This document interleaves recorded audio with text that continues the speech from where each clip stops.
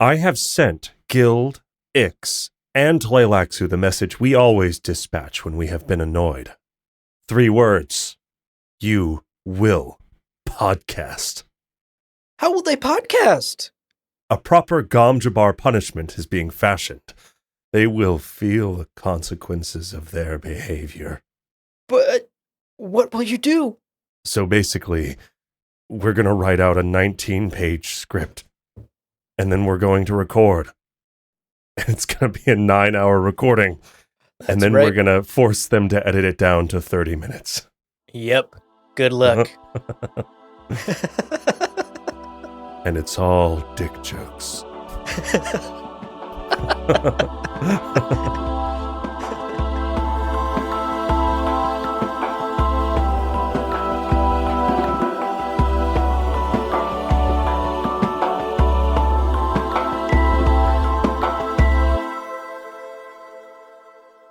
Welcome to Gom-Jabbar, your guide to the iconic world of Dune. We'll be exploring the themes, philosophies, and characters found in the sandy depths of this vast universe, from Frank Herbert's groundbreaking novels to the adaptations on film and TV. My name is Leo. And my name's Abu.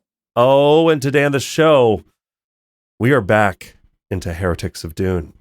Hell yes, we are. I'm something of a heretic myself. I was going to say, I'm feeling quite heretical myself today. Yeah. Maybe I'll say some shit on this podcast, huh? Shit, I can't wait. But before you say some shit on this podcast, we should get through housekeeping. Yeah. Yes, we should. And as usual, today's episode will contain no spoilers past the pages and books that we've covered thus far. So if you are caught up with the book club, you are safe to listen, my dear listener. That's right. And of course, at the top of the show, a huge shout out to our Kwisatz Haderach level patrons. Rob Silver, Daniel Dion, Roman Caballo, Jonathan Lambert, C.R. Spruill! Folks. Yeah. Your generosity yeah. opens up a magical universe for this podcast, okay? A universe in which there are endless possibilities, and we are not constrained by our beliefs or reality. So reality is like bills. It's like late stage capitalism and bills. Yeah, okay. Unfortunately. Gotcha. Yeah. And of course, our gratitude extends to all of our patrons who support us at every level. Indeed. You're all helping create this magical little universe that we put out on this podcast. And we thank you from the bottom of our hearts. Thank you, everyone, for real. Okay, today's episode, as always, we are going to begin with a summary of today's chapters that we covered. We're going to dive into a couple of takeaways, and then we're going to wrap up with some yummy, steaming hot spice morsels. But before we get into it, we are going to take a quick break. So, dear listener, don't go anywhere. When we're back, we're going to hit chapter 16 of Heretics of Dune. Welcome back, folks. Let's start, as always, with our chapter summaries today, beginning with our first chapter, chapter 16. Yeah. So, first chapter today kicks off with everyone's favorite Supreme Bashar, Miles Tegg. Love him, yeah.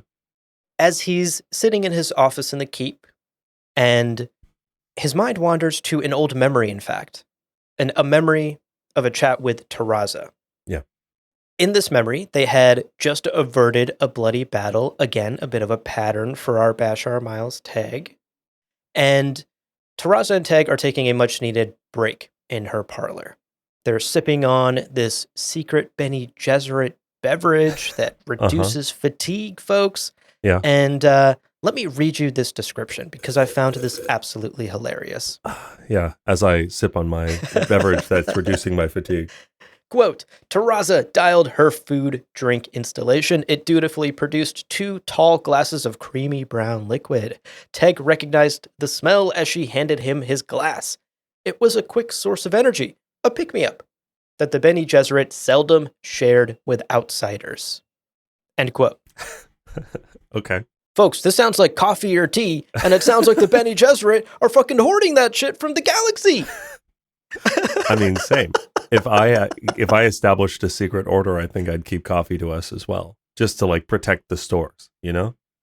Yeah, That's fair. That's fair. Especially if, it sounds like this isn't a commodity anymore. Right. Now, coffee aside, in this conversation, Teg notices that Taraza is quite relaxed, actually. Her defenses are lowered, and she's really speaking to him on a level where it's clear that she recognizes Teg Yeah. as an equal. She's not his boss or his manager in this moment. She is speaking on a human to human level with an equal. And Teg very much appreciates this. Yeah. It's touching. It's touching. Again, it clues us into their very special working relationship that they've clearly had together for years. Yeah.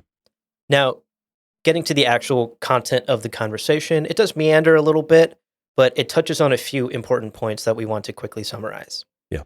Firstly, Taraza shares how heretics in the sisterhood are something of an inside joke. She explains, quote, "We're supposed to follow a mother superior's orders with absolute devotion, and we do, except when we disagree." End quote. That's awesome. Incredible. I love when Taraza is cheeky like that. Yeah, yeah. She also, in this conversation, proposes this idea that doubt is something of a cure to stagnant belief systems. Yeah. And in fact, she says this is one of Teg's strengths because he is, quote, "supremely able to doubt," end quote. Yeah. And in that line of thinking, there is this really interesting implication that Taraza maybe wants Teg to have heretical thoughts. Yeah. He doesn't seem to have them now in this conversation, Right, but right. perhaps in the future. Yeah, this idea of like, because for Teg, he just understands it as obedience, and he is Right. supremely obedient to the Bene Gesserit. But even as he says, "Oh, I would never disobey you," Taraz is like sipping her coffee, like, okay, we might be able to change that one day. And again, the feeling I get from that conversation is like, she's like, no, you think of heretic as a bad thing, but it's valuable to avoid stagnation within an order. Absolutely. Now, Taraza also reveals that the sisterhood suspects that Paul and Leto were supremely bored by their prescience. Yeah. And in fact, they posit that these two individuals, these two Kwisatz Haderachs, were creating the futures they foresaw, which is something we've talked about many times on this podcast. Quote, "We think their entire lives were devoted to trying to break out of the chains they themselves created." End quote. Yeah. Which is interesting. Yeah. I feel like she listened to our book club about Dune and Dune Messiah. Because yes, that is sort of the vibe. Now, I did want to point out, my initial thought was Leto wasn't trying to break out of the chains he created. He was doing exactly what he intended to do. And it wasn't trying to flee his confinement. He confined himself for the purpose of saving humanity. So my first thought was like, oh shit, the Bene Gesserit are wrong. And even though they have all of this information about Leto and Darius Balat, and they've got all of his journals, they still don't understand. But of course, this is Taraza talking. This is a Reverend Mother talking, who at any given moment, she's teaching lessons. I get the impression that she is probably more, I'd be interested to hear your thoughts about this, Abu. I get the impression that she is saying that to drive home this point of prescience and just oversimplifying. But I don't know. It's like, is she oversimplifying? Is she wrong? Did you have a feeling about this? I'm not sure. I am of two minds, because I think there is a world where they misinterpret the prescient abilities of the Kwisatz Haderach because they don't know them. But at the same time, Leto's journals exist, which kind of explicitly lay out his plans. Yeah. And so if you kind of read that and take it word for word, then you know why Leto did what he did. And you know that he was trapped of his own volition on purpose because he knew that was the only way to save humanity. I think I lean more towards she's just simplifying for Teg, right? Yeah. She doesn't have the time right now to go through 54 episodes and 4 books of book clubs to fucking explain every single nuance of prescience to Miles Teg. And she's just telling him the broad strokes. And for what it's worth, I think she's kind of mostly correct for Paul. Paul was the one who was more trapped by his prescience. Right. And it really took Leto too learning from his father's mistakes and making different choices to break out of that trap. So I think if I had to pick a side, I would probably lean towards she's just simplifying the lesson here and skipping over some of the nuance. She's aware of it. The Bene Gesserit are likely aware of it as well. But what Teg really just needs to know here is that prescience is a trap and one to be avoided. Yeah, I think that's the more interesting interpretation too, because it adds this layer of performance for Terraza. Yeah, I agree. I think it's the more interesting interpretation and the one that, to me at least, feels more in line with the Bene Gesserit. Yeah. Now, to wrap up this chapter, Teg is jolted out of this memory, out of this conversation, back into the present, back in his office in the Keep, and his anxiety has melted away. He's once more able to focus on his duties and on his tasks. He's once more able to dip in and out of his mentat mindset. Yeah. And what's fascinating is the realization he comes to at the end of this chapter. He realizes that he has once again been taught a lesson by the Mother Superior, this time about the dangers of rigid belief systems, about the universe, about ourselves, about humanity. And Teg realizes that Terraza seems to be priming him to think in a different way than he has his entire life. And in doing so, she has opened up his mentat mind and amplified his abilities in a dangerous way. Yeah. Quote, Terraza was demanding a fearful performance from him. The need for such a thing both challenged and terrified him. It could very well mean the end of the sisterhood. End quote. Huge. Frank knows how to write Huge. a cliffhanger. Yeah, wild. Now, our next chapter today, we return to Rachis. We're back on Rachis, and this is following the attempt on Shiana's life as Odrade basically just puts every project manager to shame with her incredible multitasking. Unreal. Super cool chapter. I thought this was amazing. She's taking control of goals. Hashtag goals. She is fully taking control of the situation. It's amazing. So we see Odrade just like firing off commands, receiving reports. She has this makeshift command center in Shiana's room. And the whole time, Shiana's asking her questions, you know, the very like, what kids do, where she's like, but why? But why? And she's answering her while also running this like command center. It's incredible. Yeah. And it is clear on the topic of Shiana, it is clear that throughout the chapter, Shiana has a ton of potential. She taught herself the voice. Like, that's Crazy. wild. She taught herself how to use the voice, but she is still unrefined. She's arrogant. She's bratty. She's entitled. She's petulant. All of those things wrapped into one. And she's unable to control her emotions. Quote, a surprisingly vindictive child, Odrade thought. That would have to be curbed. Hatred was as dangerous an emotion as love. The capacity for hatred was the capacity for its opposite. End quote. Wow. Now, while answering some of Shiana's questions, Odrade thoroughly examines the room and starts to realize that its geometry makes no sense. It's like no two walls are parallel. Everything's like weird angles. And she realizes this is actually set up such that anyone talking in the room, the sound will bounce its way into the air duct and then be deposited in some other room in the complex. Yeah. Which is so cool, like a whispering wall. Have you heard about those? Like there's one in Grand Central where if you stand, it's like you can be 65 feet away from someone and it's with Grand Central in between you. And you can like whisper, and someone 65 feet away from you can hear it because of the architecture, the dome of that room. So this is a real thing: whispering walls and like acoustical geometry or something like that. It's all very totally. This is all totally real. So it's cool to see. Even churches, church cathedrals are true. built in a way so that acoustically everyone in all the pews can hear the sermon. Yeah, exactly. The unamplified, the person can stand at the front and be heard in the back. Absolutely. Yeah. And like this is the whole concept behind amphitheaters, right? This is why amphitheaters are built the way they are. Yeah. To project the sound outwards. I loved this. This is so cool. And of course, a Bene Gesserit would be the one to notice this, where she's going, wait a second. So if I make it's going to bounce. Okay. Oh, yeah. Look at that vent. Perfect for receiving the whispers. Wow. Right. I need to hire O'Drade to come soundproof my studio. She could figure out all the nuances of where the audio's going wrong. God, she'd be so helpful. Kind of a mundane application of her mastery, but I'll take it. I'll buy her a box of rosé. Like, I don't know, whatever she wants. Yeah, whatever she wants. Lunch is on me. Come check out my studio. I also found this incredibly funny when you realize that this room, Shiana's room, used to be High Priest Headley Tuik's room. Yeah.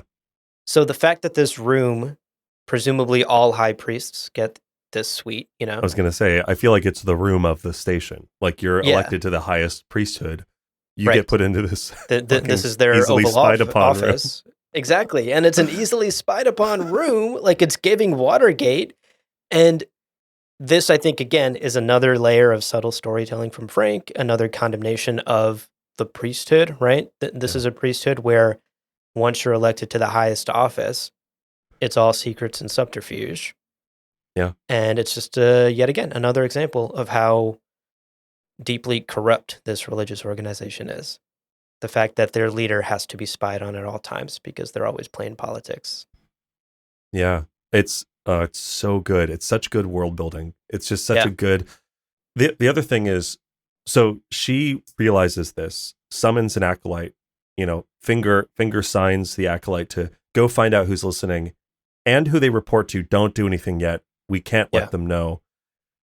Eventually, she's like, okay, wait, go kill them. Person kills them, comes back. It was 4 people loyal to Headley Tuik. Okay, they were Tuik's men. The unspoken thing here, though, is that at some point, Headley Tuik, who presumably may not have known that his room was very easily spied upon, had to then have a conversation with people where they're like, so, Headley, Headman, what up? We have some news that might be interesting to you. Your room, we have a way of listening into it, and you might want to, like the fact that these are 4 people loyal to Headley means that at some point someone had to break the news to him, like, by the way. Or, oh, you know what? Just occurring to me, maybe everyone always knows. Maybe the head priest knows that they're being spied upon and just knows that they are never away from prying eyes. Right. This is why you would put Shiana in this room too. So you would be able to always hear what the holy child is saying in her private moments. True. Yeah. What holy utterances she says as she falls asleep and what she's talking about in her sleep. You listen in on that. Yeah. And there is that possibility as well, right? Like on one end, this is a great point you've brought up. I hadn't realized this and I'm kind of processing it in the moment. But on one level, this could just show the corruption of this institution. And I think it still does. Like spying is a corrupt act regardless of why you're doing it for the most part. Yeah. But this could also be an intentional strategic thing. Like the high priest gets the room where everyone can listen because high priests should always be held accountable and should always be afraid that anything they say is being listened to. And it's a way of accountability. But I think Tuik in this instance could be using it as a way to also just listen and spy in on Shiana at all times. Yeah, or any outsider to the church. Because also imagine you're going to the high priest's private chamber and the high priest is like, please step in and I can receive your confessional or whatever. And the person is like, well, the door's closed, we're good. Not knowing that there's 4 other people listening just outside, ready to turn you over to the authorities or whatever if you say some shit. Yeah. There's a lot of possibilities here. And I'm not sure exactly where the line is drawn. Very interesting. Brings up a lot of questions. All that from just a couple of throwaway world building details all that in from this chapter. All that from a word? So the 4 priests are killed, which is hilarious. Also the acolyte who's just like here and this is their like internship. And it's like, oh, by the way, can you go manslaughter 4 people for me? It's like, okay. Hilarious. Oh God. Okay. I haven't had my stimulant drink yet today. But her primary reason for doing this is because Shiana mentions the face dancers, the like face dancer 2.0 that the Bene Tleilax have been very secretive about. that, again, the Bene Gesserit can detect. They can smell the pheromones, but they do not want to let the Bene Tleilax know that. So this is all mind games. This is all 5D chess. They're just having to constantly play this battle of who knows what and how do we keep other people from learning what we know in this battle of information. Yep, exactly. Now, the chapter ends as a petulant, really intolerable Shiana, really insufferable, very much getting on my nerves, demands that Odrade teach her about being a Reverend Mother. Odrade has had enough of Shiana. She's like, okay, she has registered Shiana at this point, so she knows how to use the voice against her very successfully, and she is tired of the bullshit and ready to kind of command Shiana's attention and respect. So she uses the full force of the voice. She's like, sit down, relax, shut up for a minute, right? Another great way to end the chapter. Frank's firing on all cylinders. For sure. A great little chapter. And once again, shouts to Odrade's multitasking abilities. My God. Yeah. She says it's Simulflow or Simulflow. Yeah. And I'm like, cool. Where do I buy Simulflow? Can I buy Simulflow? How do I get heard that? of the flow state. How do I get into the Simulflow state? Because I desperately need that most days. I need to be able to do 5 things at once to get through a day most of the time. Oh, that'd be so good. Teach me, Odrade. Teach me. Yeah, after you finish helping me with the acoustics of my recording studio, you can... I still need help with that, but then teach me Simulflow. Okay, let's wrap up our chapter summaries. One more to go. Our final chapter is another explosive one, folks. Unbelievable. Yeah. And once again, we see an assassination attempt go down. So at the start of the chapter, Lucilla is observing Duncan as he's whirling and twirling during a practice session down in the courtyard. He's displaying a very impressive command of his body and mind, so much so that Lucilla wonders if Duncan might rival Teg himself one day. Yeah, which is wild. A high bar, I imagine, to reach. Yeah. Now, we also learned from Lucilla's thoughts here as she's observing Duncan that she has already successfully imprinted a motherly love on the young lad. But she's sort of grappling with the next step because her next task is to imprint this very young 16-year-old boy sexually. She is an imprinter for the Bene Gesserit. This is her job. And she's sort of struggling with it, although we know her loyalty to the sisterhood is pretty ironclad. She's going to go through with it, but that doesn't mean she won't feel a little bit icky about it. Yeah, because this is also so young. And this was a direct order from Teraza. Like, this is not like you need to get something done. It's like, you need to actually seduce this child. And she's like, this is fucked up. I don't like, it's too early. And everyone knows it's too early, but if I'm getting that command from the Reverend Mother Superior, I have to obey. Right. One other quick sidebar I wanted to bring up here as Lucilla is observing Duncan is kind of weird, but also a little poignant. I mean, she thinks about her fantasies about breeding with the legendary Miles Teg and having a child by him. Same. But ultimately, she does come to the conclusion that, quote, to seduce Teg now would be demeaning, not only of him, but of herself, end quote. Yeah, she had done some pre-work, right? Like, she had laid the groundwork for the seduction, and she knows that she could probably still force it. We see the confidence of a fully established Reverend Mother, breeder. She's like, I know how to seduce men. I can emulate those forms effortlessly. But, yeah, there's like a dignity, and there's a pride, and like, Teg has given so much to the sisterhood, and to do that would be to like disrespect him in a way that she is just not comfortable with. So she's like, okay. Because even he at one point, I think, had to like, she was like, ooh, hey, Teg. And he's like, don't, what are you doing? Like, don't. I'm too old for this. I'm too old for this shit. She's like, oh my God, he saw through that early attempt. That's crazy. But she's backing off because she's like, oh yeah, no, it's dignity. And you don't want to step all over dignity. It reveals an institutional respect of Teg that goes beyond just, oh, Teraza and Teg have a good relationship and respect each other. Right. Yeah. It shows that even a younger, greener Reverend Mother like Lucilla knows of Miles Teg and respects him greatly. Yeah. And yeah, sure, fantasizes about breeding with him, but ultimately decides that that's not the right way to go and it would be disrespectful. Indeed. Now, getting to the action of this chapter, my God. Yeah. Teg walks out in the courtyard to meet Duncan. Is it though? Except it's not motherfucking Teg at all, folks. Oh my God. It's a face dancer holding a laser gun ready to fucking kill the Gola. Unreal.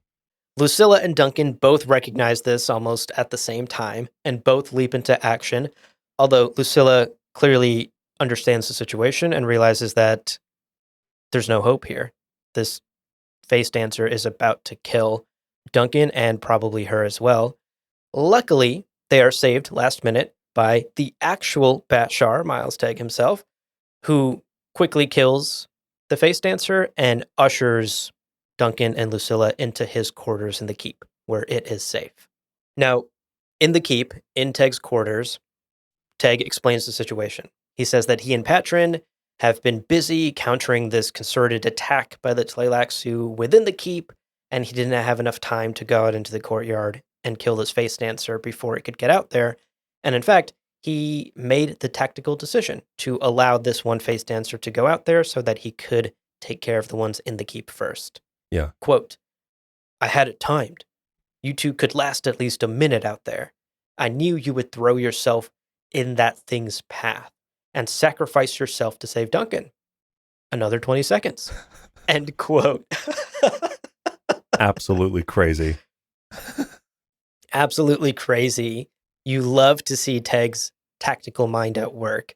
Yeah. Knowing that he was buying himself 60 seconds, he could definitely get out there by then. Cool. And if shit got hairy, whatever, Lucilla would die, but that would buy him another 20. And he would for sure be able to save Duncan. And he made that call in the moment. And even Lucilla, despite her kind of getting offended by this, Yeah. even Lucilla recognizes, like, God, damn, he's right. He made the right call. Yeah. This is Miles Teg at work. Who am I to question?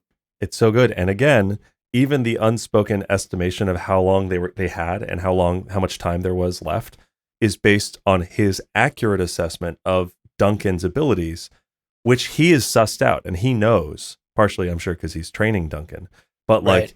the fact that she doesn't know what he knows about Duncan's capabilities, again, we're seeing not only how good he is at this sort of like tactical thinking, but we're also seeing what information he does have and doesn't have and who he's sharing that information with, probably also because of his own almost Bene Gesserit-like, and we'll talk about that in the takeaways, his Bene Gesserit-like 5D chess game. Like Teg's got his own internal universe that he's keeping. It's very cool.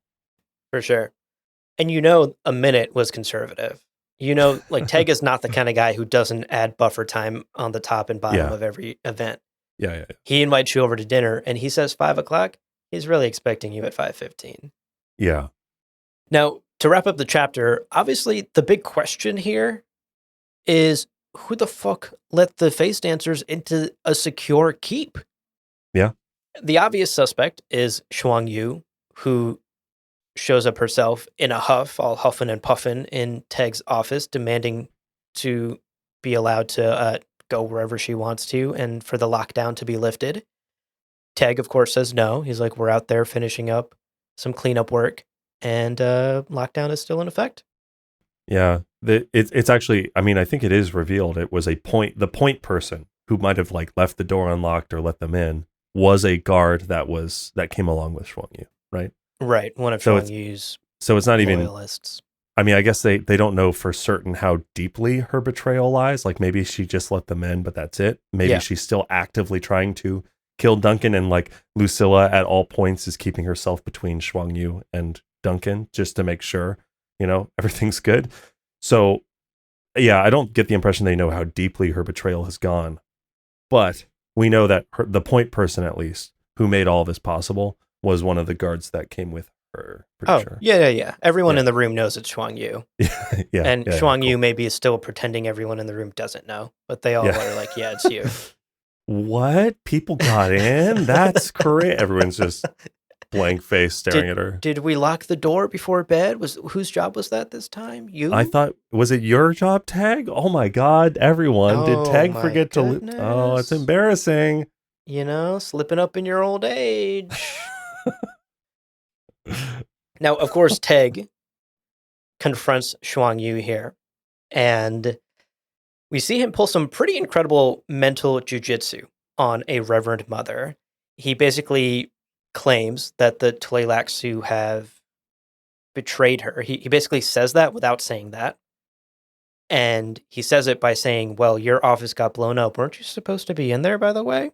Yeah. The attackers yeah. blew up your office. I thought they were here to kill Duncan. Why would they do that? Again, he's not accusing her of colluding, but he is implying the people you fucking colluded with just betrayed you and tried to blow you up. Yeah. Quote, clever, Lucilla thought. Shuang Yu could not make a decision until she was certain whether the Tleilaxu had acted treacherously. End quote. It's a brilliant bit of jujitsu from Teg. He wouldn't dare accuse a Reverend Mother to her face. No. But he's Yeah. certainly letting her know that he fucking knows she was in on it and that she fucked up by trusting the Tleilaxu. Or at least he's scaring her into thinking that. I suspect Teg is the one who blew up her office to make it look like Yeah. the Almost certainly. Tleilaxu betrayed her. Yeah, I suspect he's playing even more layers of games here. Also, just for his own pleasure. He's like, that would be super funny. Make sure, hey, you know how she keeps her like collectible cards outside of her office? Can you put those in her office today? Just right, those are rare. Those are worth. Those are super rare. Money. Make sure they're in her office. Inside. On the table would be great. Yeah, close to the flower vase. Close to the flower vase if possible. Go ahead and place it on that ugly fucking rug I've always hated. Can't wait to watch that shit burn. I wanted to say this moment was so crazy because, of course, Shuang Yu's like, wait for me here, and then fucking leaves. And Lucilla has this moment, quote, very bad emotional control, Lucilla thought. What this revealed about Teg, though, was equally disturbing. He did it to her. Teg had kept a Reverend Mother off balance. End quote. Damn. Which is fucking crazy. Yeah. And we've seen multiple examples of that throughout the book so far. We mentioned it in the last episode too. Teg is maybe one of the only people in the universe that can tap dance with a fully trained Reverend Mother. Yeah. And in this instance, even come out on top. Crazy. Now, as you said, Shuang Yu rushes off in a panic to figure out what's actually going on and whether the Tleilaxu have betrayed her. And Teg uses this moment to whisk Duncan and Lucilla out of the keep in secret. We're officially on the run, folks. And that's where this chapter wraps up. Teg, Duncan, Lucilla escape the keep and head out into the wilds of Gamu to who knows what plan. I love this chapter. Again, Frank being able to dodge in and out of like the different tempos of writing where things are happening with this like crazy staccato, and then other times are these like very thoughtful, sort of slower, contemplative dialogue chapters where people are just talking. The whole section where the face dancer's standing there with the laser gun and then the like red burn mark appears on their breast and then their arm falls away is so fucking anime. Just like straight out of the like Jujutsu Kaisen Sukuna, cut someone and just and you're like, whoa shit, what's happening? Right. So good. The end of this chapter certainly feels like a shift in the energy in this book. Yeah. Agreed. And I think it certainly feels like things are now fucking in motion. We're done with the setup. We're done with, we're always going to get philosophy and politics in Dune, and we're always going to get two people in a room sitting and talking to each other. But it certainly feels like we've kicked it up at least one gear after this chapter. All right, that wraps up the chapter summaries. Yeah. Let's take another quick breather. But dear listener, don't go anywhere because we got a couple of meaty, delicious takeaways.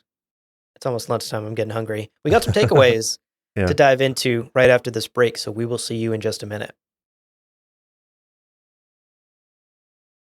Welcome back, everybody. Hope you enjoyed your break. Let's do it. Let's talk about our takeaways today. Our first takeaway today is the risks of extended life. Now, this goes to Raza and Teg's conversation that he thinks back to in that first chapter today. And some interesting points are raised around the use of spice and what effect an extended lifespan has on the human psyche. Like, what is it like to live 300 years? And we wanted to take a couple of minutes today and unpack some of these ideas and kind of look at them in isolation. Yeah. It's really interesting to think about. I have so many thoughts. But let's actually start with Taraza's observation on the effects that melange has on human nature. Quote, I was addressing the way a significant life extension has produced in some people, you especially, a profound knowledge of human nature. End quote. Yeah. And Teg's response is quite sort of pragmatic and Mentat-like. He's like, well, you live longer, you experience more life, you gain more wisdom. Right. That makes sense to me. Yeah. More data for the Mentat. Right. More data, you learn more, you see more things, you eat more food, and you just know more about the world and people and everything. Yeah. He kind of sees it as just like a linear graph, more time equals more wisdom. Right. But I found Taraza's response really enlightening and actually kind of a little bit savage because it made me think of a couple of people in my own life. Quote, I don't think it's quite that simple. Some people never observe anything. Life just happens to them. They get by on little more than a kind of dumb persistence, and they resist with anger and resentment anything that might lift them out of that false serenity. End quote. My God. What a poignant observation about human nature and this conversation that they're having about extended lifespans. I loved this. Yeah, it goes to a kind of pattern that you see where there are people who they aren't like bad people. They're just not aware of things. And they're not like clued in and actively working on being more attentive and aware on like a micro scale. I think about people who wear like really big backpacks on like the New York subway and they're like bumping people with their backpacks. And you're like, I know you're not attempting assault and like battering people with your personal belongings. Yeah. But it does feel a little bit like you're just kind of going through life not aware. And that feels like a distinctive, like a different mode of living. Stop wearing backpacks on New York subway. Like, it's crazy. No, the point is, I think there's something about this. Like, some people are just, they have survival and they have life in mind and in focus, and they're not taking an analytical approach to why do we do these things? How does death affect us? What does it mean to lose someone? What does it mean to grow up?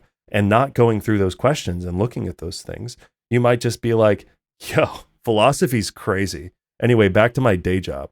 And then that's your life. And 10 more years of that isn't going to make you 10 years wiser. It's going to entrench you further in the sort of emotional and mental stagnation that has been that decade, right? Yeah, exactly. And I would even wager, like, this applies to things even simpler than philosophical ideas, right? Like, you don't need to be pondering death to become a more wise human being, but you do need to be growing, right? Like, if you are still the same person you were 10 years ago, like, specifically, this makes me think of people who peaked in high school. If you are not continuing to grow as a person in whatever way that applies, right? Mentally, physically, emotionally, spiritually, then you are just having life happen to you. You're a passive participant on this ride, that is your life from start to finish. And I think that's what Taraza is getting at here. Like, if there is no active participating in the life that you are living, if there is no growth, if there is no challenge, then, to your point, Leo, that is a stagnant way of living and thinking. And you're stuck in that quicksand of your life, and you're never escaping it. And I think, like, if we were to sort of paraphrase Taraza's observation here, this quote that we just read, said another way, I think Taraza is basically saying to Teg, longer life is not the solution to stagnant ways of thinking or living, whether Right. on a personal level or on a larger societal or institutional level. Yeah. And this is pretty common, right? You see this in a lot of sci-fi and fantasy stories. The thing that immediately came to mind for me, for example, was the Numenorians. Lord of the Rings is really on my mind because Rings of Power Season 2 is back. And the Numenorians in that story are a people that are granted, they are blessed with centuries of life, 200, 300. The more royal line of Numenorians live up to 500 years. But ultimately, the sort of tragedy of the Numenorians is that their society succumbs to the same old things that human societies always have: greed, fear, hatred, distrust. And so their 400 years of life didn't necessarily make them as a whole, as a society, any wiser than other human civilizations. Maybe on Yeah. an individual level, you had some really wise folks here and there, but there was a societal stagnation that brought about the end of the Numenorians. That's just one example I can think of in Yeah. other stories where we see this same idea. Longer life didn't actually mean better, more utopian society or more wiser, kinder people. Right. Yeah. Another example that comes to mind is the anime Frieren, which looks at like you're an elf that lives 1,000 years. What does a human lifespan feel like? Yeah. Oh, I loved that show. Yeah. And also in that show, you see long-lived creatures underestimating short-lived creatures because they're like, well, I've got hundreds of years, thousands of years. What can you do? But we start to see over thousands of years, things stagnate and belief Yeah. systems of, I know that I'm really, really good at this. So I'm good. You know, like that person who peaked in high school, a demon might be like, I mastered this type of magic. We're good. But then new types of magic arrive or new techniques arrive the world changes. Again, Buddhism, time is a measurement of change. Yeah. Things change. And if you're not changing with them, you will come into conflict with them. But Yeah. I also bring that up because this juxtaposition of like long life versus short life is also accounted for in the conversation between Taraza and Teg, where Taraza is bringing up the idea of these human ancestors who only lived 50 to 100 years. And Teg's like, good Lord, that's not very much time. And how did they, and he asks, How like, did they get their chores done? Teg, we didn't. We did. I'm weeks behind on laundry. I'm drowning in dirty clothes. He's like, a message from the past. They're drowning in dirty clothes. She's sharing with me her other memory of Abu. Sure, yeah, we just didn't get a lot of shit done. It's like, yeah, I haven't texted that friend back because I'm busy. Oh, I'm so busy. But also this idea that they were frenetic at times, right? He goes, did they get more done because they had such short time? And she was like, yeah, they were kind of panicking at times in order to be productive in the time they had. So we see this sort of like double-edged sword, like long lifetimes can also lead to a dilution of like how much life people experience. You know, this idea that, you know, and I've kind of rejected, I don't know that I fully buy into this idea that like death is looming as a motivator for doing anything. I just don't think necessarily that that's true, or at least it doesn't feel true for me. Where like I make art and I make music and I pick up hobbies, not because I'm like afraid of wasting the time I have on this earth, but because I have a joy that comes from creation and from experimenting and that joy exists purely and it just exists. It doesn't need the looming specter of me dying at some point to have value. So I've struggled a little bit with the sort of philosophy of our lives are given meaning by their inevitable end. But that's funny. I envy that. I wish I could feel that. Oh, my entire life is driven by I'm running out of time. Like in the Hamilton musical, that line where he says, "Why do you write like you're running out of time?" Yeah. Like I feel that constantly, every single second of every day. I'm like, there's not enough time. I need to do more before it runs out. That might just be, by the way, this might just be the difference between like type A people and non-type A people. My fiance calls me walking Xanax because she's like, you're just chill. And I'm like, yeah, because life is happening. And I'd much rather just be enjoying it than Right. not. I mean, I truly mean it. I envy that. I wish I could Yeah. feel that. Mushrooms, And you know, in moments I do. Yeah, right. Maybe the right types of mushrooms could make weed. me feel that. But well, and actually, and joking aside, there are some things like I felt very tied to the like timeline of having a family and wanting my parents to be like involved in my children's lives, and I don't have children yet, and so like there are things that I have absolutely grappled with, but again, I will say, I think from a firsthand perspective, I don't think that that is universally true, that the specter of death gives meaning to life. yeah, certainly not. Nevertheless, I could absolutely see how if someone showed up and said, by the way, you are guaranteed to live another 300 years, many people would be okay delaying that thing they want to do by a matter of years. They'd be like, oh, okay, well, if I've got that much time, there's no reason to rush into anything. I'll spend a few years traveling the Caribbean, or whatever. And they would do that. And so they might accomplish less. So that pattern of like giving humanity more time wasn't, like Teg would expect, a linear progression of now they got all this new stuff done. Everyone was enlightened. It was crazy.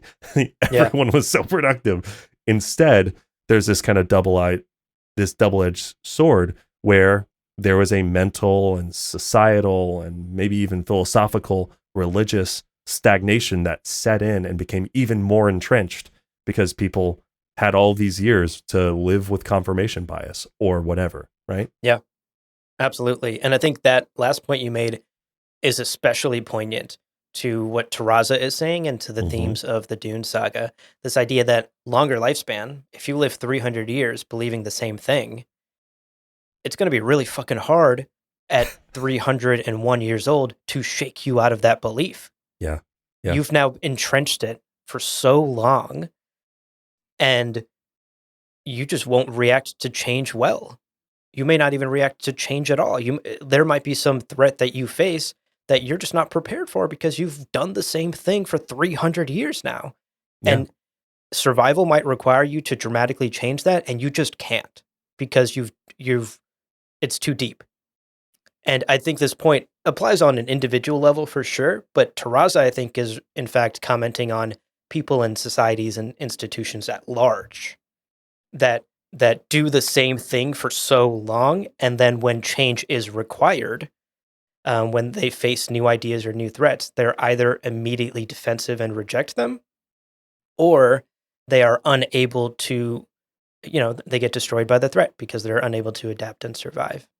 Yeah, well, that is such an Asimov and Frank Herbert idea too, where the institutions are inseparable from the individuals who drive them. And if you have individuals who are entrenched and slow to react, driving the bureaucracies that grow up around organizations, those organizations are also going to be very slow to react and guided by those same principles.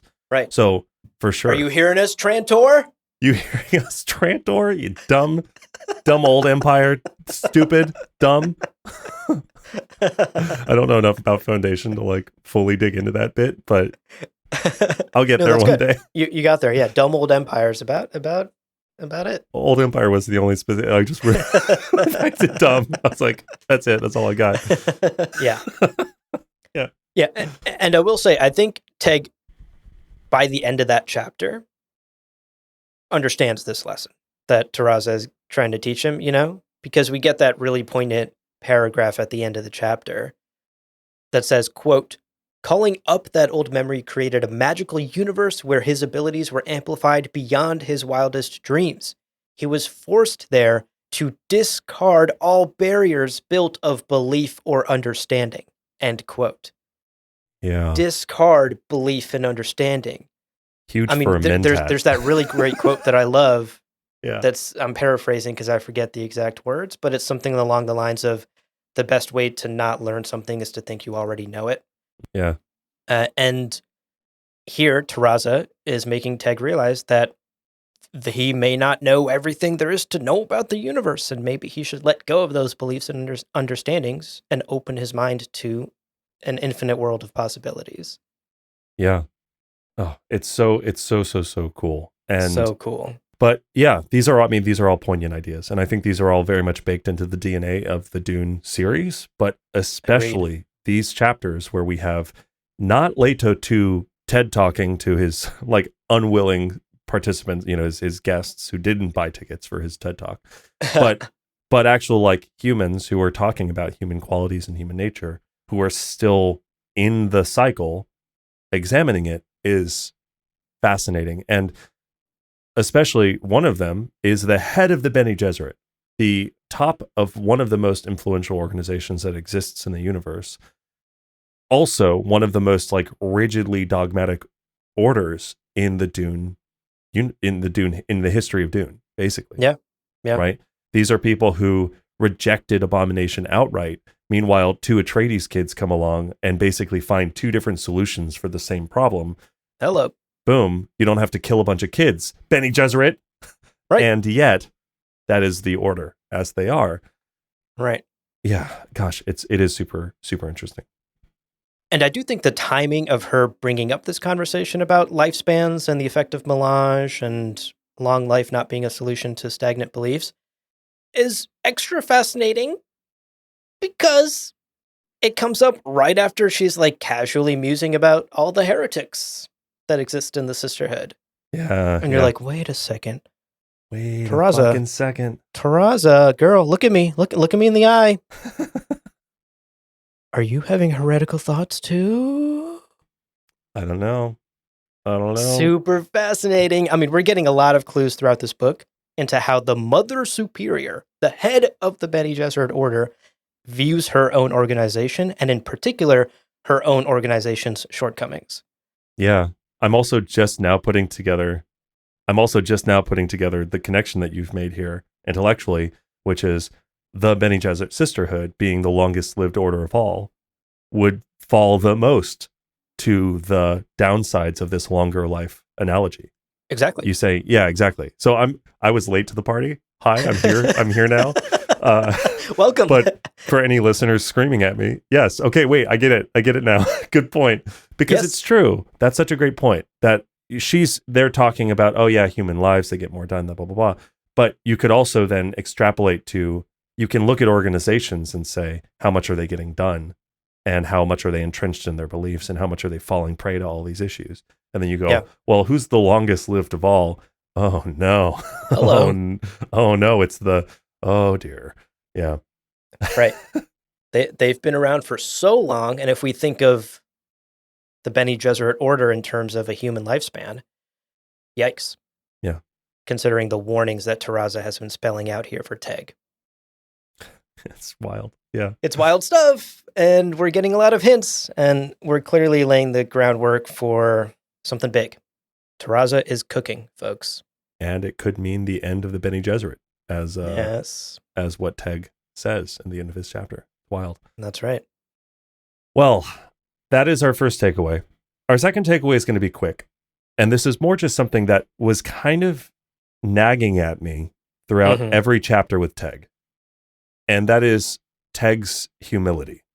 And I want to put a big footnote on this because I want to be clear that like Teg knows that he is historically probably one of the most effective mentats and or bashars that the universe has ever seen. And he knows how valuable that is. And he knows how valuable his service is. And he knows all of that stuff. But for all of his brilliance, and in that, with that in mind, I was starting to get nagged by this feeling that Teg does not give himself enough credit. And I just wanted to like briefly examine this quality of his. Teg does appear fully capable of saying, I am good at this, this, and this. But it does seem lost on him that like, I never get the impression that he fully appreciates how deeply Taraza trusts him and relies on him, right? He like every time he's with Taraza, he's always like, oh, I find it interesting that she's like putting down her guard a little bit. And then you and I are talking about it and we're like, Teg, Taraza's treating you like an equal. She's not like doing you a favor by letting her mask slip. She relies on you and needs you and is putting her trust in you in a way that he is not saying for himself, this is what she's doing. He's just like, oh, that's so nice of her to be vulnerable with me. How sweet. How cute. And another thing that kind of came to mind for me here is, you know how the memory kind of comes upon him, this memory of the conversation with Terrazzo? Yeah. Reminded me of a thing that happens to Bene Gesserit sometimes. Anybody remember Adab? The Hello. demanding memory that kind of brings itself to the forefront of your consciousness when you need it? That's right. Sure seems like that's what that is. But Teg, of course, not thinking about himself in Bene Gesserit terms. And it's like, Teg, you are a Bene Gesserit.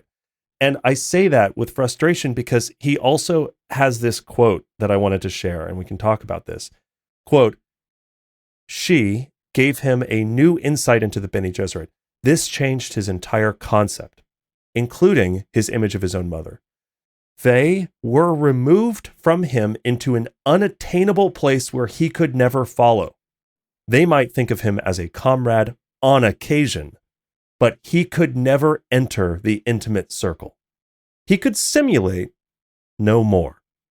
He would never be like Muad'Dib or the tyrant. End quote. And I'm like, according to who?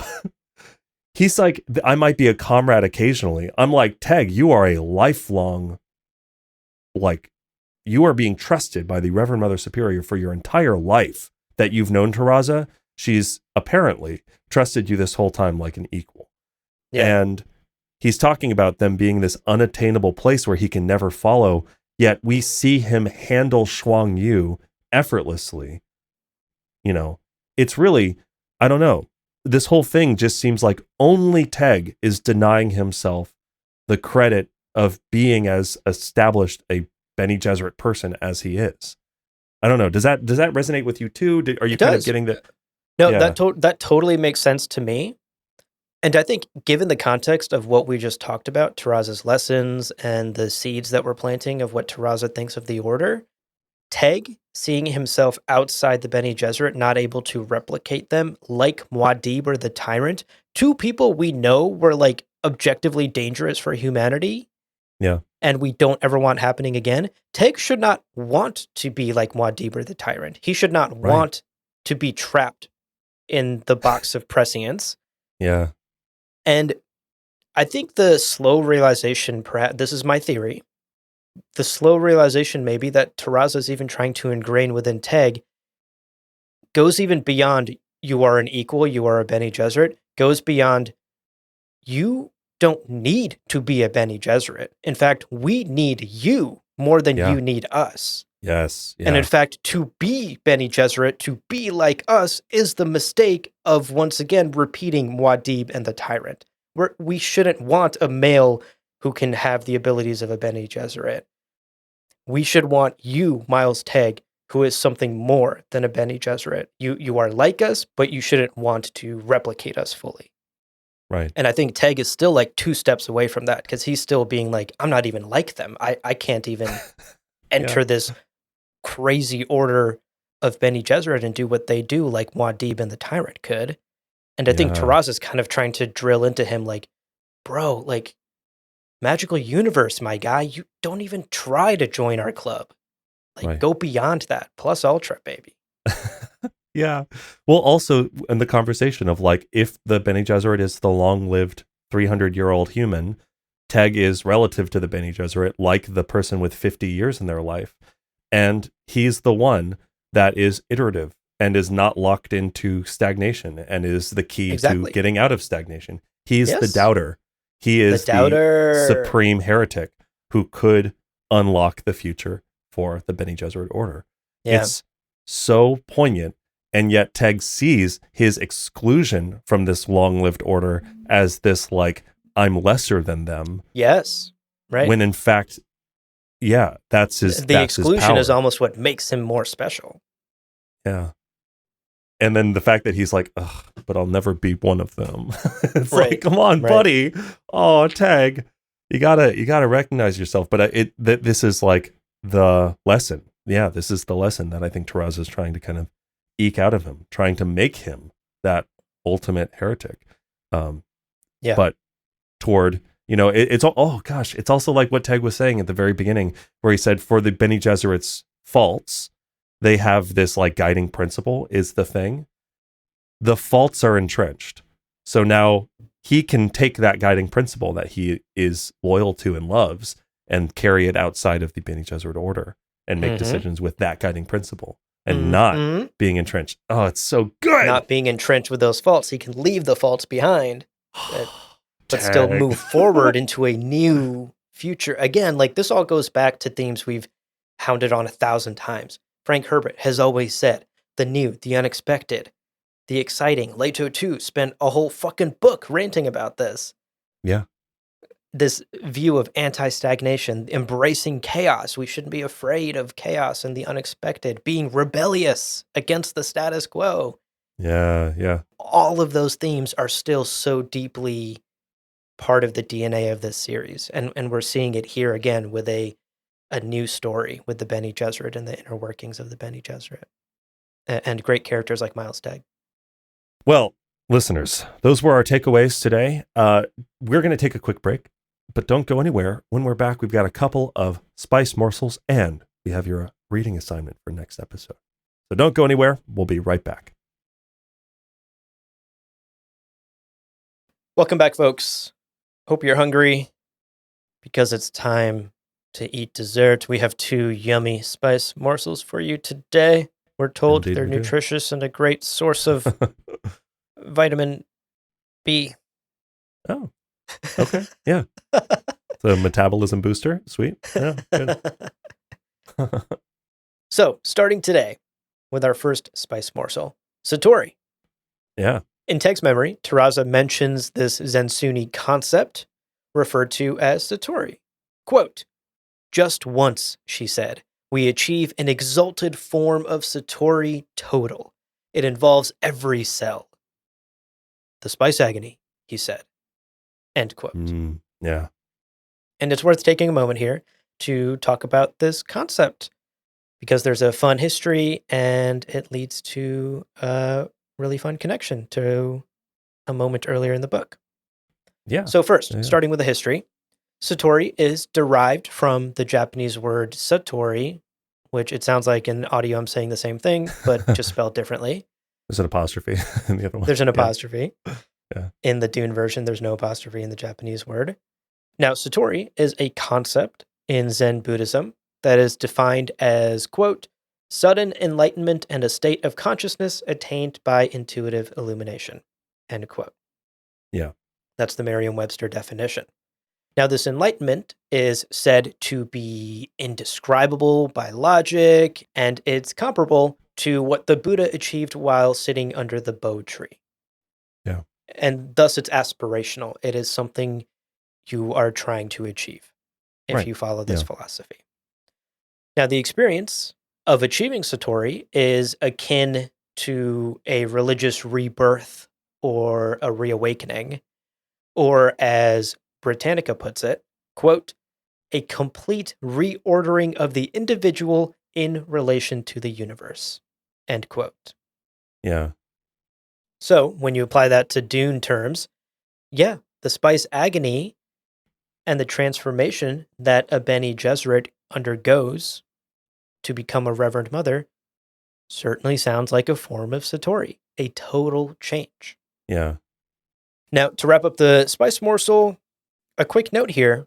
There is a connection to an earlier chapter in the book. We have heard the term Satori before. Sharp-eyed readers might remember this quote from the chapter where we meet Waf for the first time, and he's speaking with the Mashiks.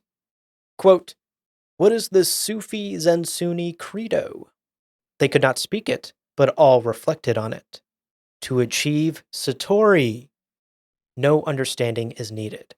Satori exists without words, without even a name. End quote. I fucking love it. I love that Fascinating stuff so much. stuff. So good. That the Bene Gesserit and the Tleilaxu are referencing the same Buddhist philosophy, which Frank in his universe is calling the Zensuni philosophy. And if you're interested in more words like Satori and their definitions, just a reminder that over on Patreon, we did release, Leah, you did so much incredible work on this. We released a PDF of Tleilaxu terminology that we see in Heretics of Dune, their etymological inspirations and history, and perhaps even the references that Frank is making with them. There's a big breakdown document that we made and released for free on our Patreon. So if you're interested, go check that out. Go check it out, please. It took me so much work.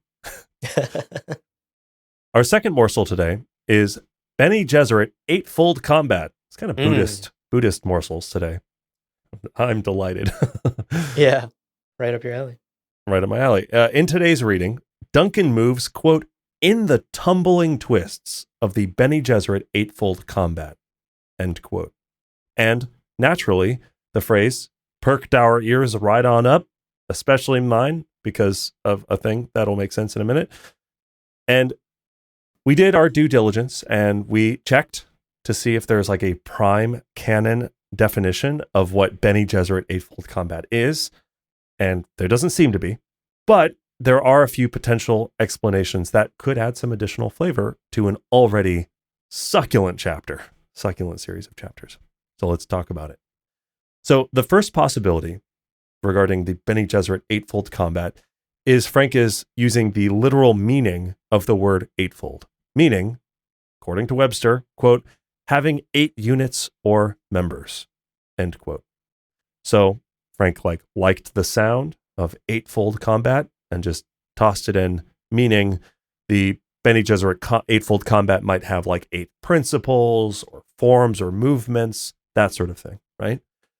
Now, this could be similar to martial arts like Tai Chi that have specific movements that you learn to perform, like the 8-step Yang style form, which has these 8 movements or 10 movements, and you do them in sequence, and that's the form of Tai Chi that you learn. Mm-hmm. Mm-hmm. And then in this situation, Duncan is moving randomly between these eightfold movements at a blinding speed. And that's the sort of random movement that Lucilla observes. So that's one possibility. Now, another possibility here, and this is what really my first thought was, is in Buddhism, there is the Eightfold Path, which identifies 8 aspects or 8 sort of practices, 8 things you should do if you are seeking enlightenment, if you are looking to achieve Satori. Interesting. Yeah. As it turns out. And these are general things. It's it's ideas like be kind, that sort of thing. So thematically, this would fit with ideas like pranabendhu, right? Muscular control brought directly from yoga, and with the idea of Satori that we just explored with our previous morsel. So in this interpretation, let's say Frank meant to mirror the Eightfold Path, the Buddhist Eightfold Path, with his Bene Gesserit Eightfold Combat, that would be maybe 8 principles or 8 things to keep in mind during combat that a Bene Gesserit learns or practices for the purpose of combat, which is, of course, gaining that big old W over your opponent, winning. Mm-hmm. So 2 possibilities there. Maybe Frank just used the word. There's 8 steps, 8 movements, 8 principles, or maybe this is, again, to tie Buddhism into Bene Gesserit teachings in a subtle way to say there are these 8 principles to keep in mind, and then the movements themselves are guided by those principles. A few different possibilities. And it's also just possible that Frank liked the sound. He's like, Eightfold Path, Eightfold Combat, breakdancing. Woo! Sounds sick. Print it. Couple of possibilities. Just wanted to give you those. And you, dear listener, get to choose your headcanon. That's right. Very cool. Love all the Buddhist connections in today's episode. Yeah, same. All right. Well, that wraps up today's book club. Thank you as always for joining us on this journey. But folks, there's more. We have homework to assign you for the next book club episode. Make sure that you have read through chapter 21 of the book, which ends on the sentence, quote, "It has been here for millennia, and now it's ours." End quote. Oh my God. Ooh. They found a What Sega could it be? Dreamcast buried in the sand. They're like, oh my God, it's ours. Mint condition? What the fuck? It's in its packaging. Oh my God. Wow. Worth so many Solaris. It's so many Solaris on This could eBay. buy a home on Tupio. Ixie and eBay. This is crazy. Well, before we let you go, dear listener, we want to remind you of some ways to support the show and keep in touch with us and donate your Solaris to us in a few different ways. The two best ways, of course, one is to become a patron, and the second way is to get yourself some Dune-themed swag at our merch store. Those links are in the show notes, so check those out if you want to support what we do here. And as always, we love to hear from you, especially if you're reading the book along with us. So email us, comtobarpodcast@gmail.com. Send us your thoughts, send us your observations, send us your crackpot theories. We love it all. Yeah. And of course, as always, many of you are really catching on to this trend. Attach a photo of your cute pets. We love seeing those cute little critters. It's true. comtobarpodcast@gmail.com is the place. I wonder if there's do you think they teach simulflow in like community college, or like is that like a business school sort of thing? Like where do I go to learn simulflow? I want to do 5 things at once. I'm shocked that productivity influencers haven't latched onto that term, you know? This is how you achieve the simulflow state.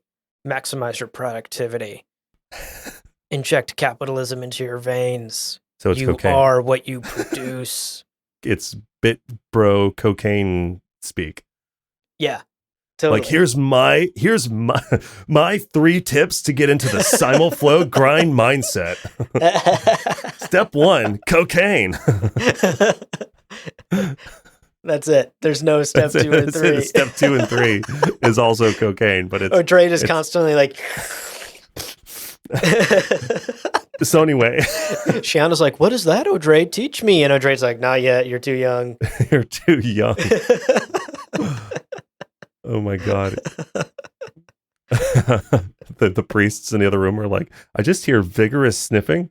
It's the only thing I'm hearing from this ventilation sound. Wow, I love this image of O'Dre as like that Wolf of Wall Street guy. I'm not going anywhere. I'm not fucking going anywhere. Shauna's like, holy shit. I don't know that I... Meanwhile, Taraza and Tag are sitting there. Mm-hmm.